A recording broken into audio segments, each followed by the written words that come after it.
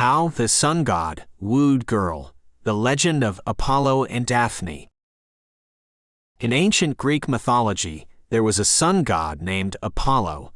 He was the son of Zeus and Leto, and the twin brother of Artemis. He was the god of music, poetry, medicine, and prophecy. His music could move heaven and earth, his arrows could heal wounds, and his gaze could see the future. He was handsome, wise, and radiant, and he was the dream lover of all goddesses and mortals. However, Apollo was not satisfied with his divine status.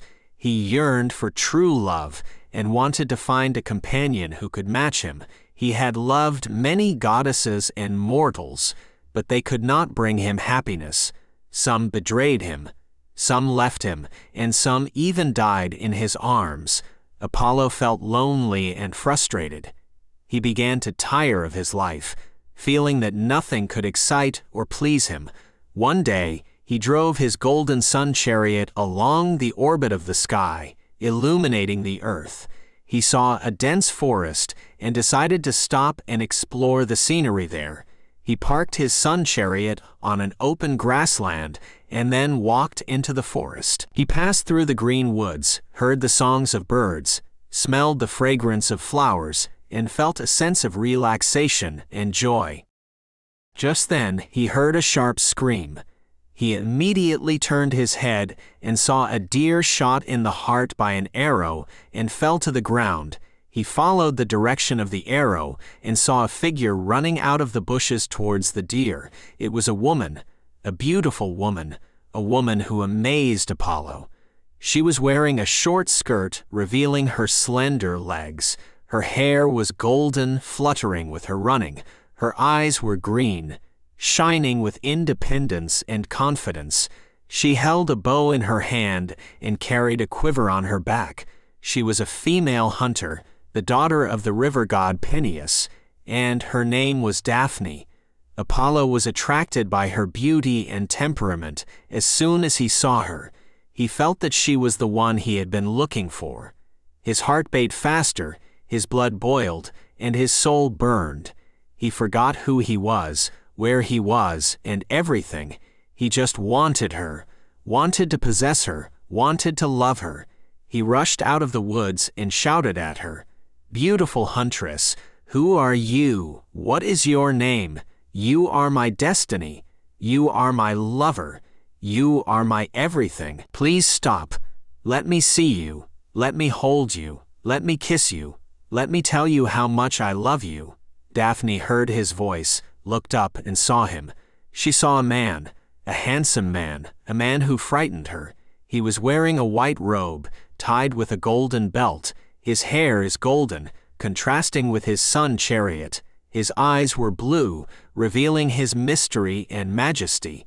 He held a lyre in his hand and carried a quiver on his back. He was a deity. Daphne was oppressed by his momentum and power as soon as she saw him. She felt that he was the one she had been avoiding. Her heart beat faster, her blood was cold, and her soul trembled. She remembered her vow, her father, and her freedom. She didn't want him, didn't want to belong to him, didn't want to love him. She rejected his courtship, turned around, and ran away. She said, "Who are you? What is your name? You are not my destiny. You are not my lover. You are not my everything. Please leave me." Apollo heard her words and felt surprised and angry. He didn't understand why she rejected him. He didn't believe she didn't love him. He didn't accept her escape. He said, "Beautiful huntress, why are you avoiding me? Don't you know who I am? I am Apollo. I am the sun god. I am the music god. I am your master. I am your guardian. I am your salvation. Don't be afraid. Don't hesitate. Don't resist. You just need to follow me. I will give you everything. I will make you happy. I will make you love me forever."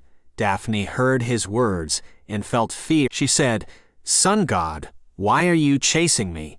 Don't you know who I am? I am Daphne. I am the daughter of the river god. I am the female hunter. I am my own master. I am my own guardian." Apollo heard her answer, but he was not willing to accept defeat. His heart was still attracted by Daphne. He decided not to give up. He used his divine power to speed up, gradually approaching Daphne. Daphne felt desperate. She knew she could not escape Apollo's pursuit. She called her father, the river god Peneus, for help. Peneus heard her call. He immediately appeared in the forest, saw his daughter being chased by the sun god. Peneus knew his daughter's wish to remain single and free, and he also knew Apollo's desire. To protect Daphne, he used his divine power to change her form. In an instant, Daphne's legs turned into tree roots, her arms turned into branches, and her body turned into a laurel tree. Apollo saw this scene and felt extremely sad. He understood that Daphne was no longer a beautiful woman, but a tree. He walked to the laurel tree, hugged it. He said, "Daphne, although you can't be my wife, you will always be my sacred tree, my symbol. I will use your leaves to make laurel crowns to honor heroes and artists. You will become my eternal love and worship." From that day on, Apollo regarded the laurel tree as his symbol, and his priests and believers also began to wear laurel wreaths to show their respect and worship for him.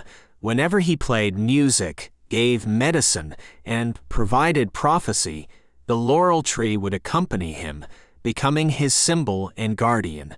Although Daphne had become a tree, her freedom and pure spirit always existed in the beautiful leaves of the laurel tree, telling her story to later generations.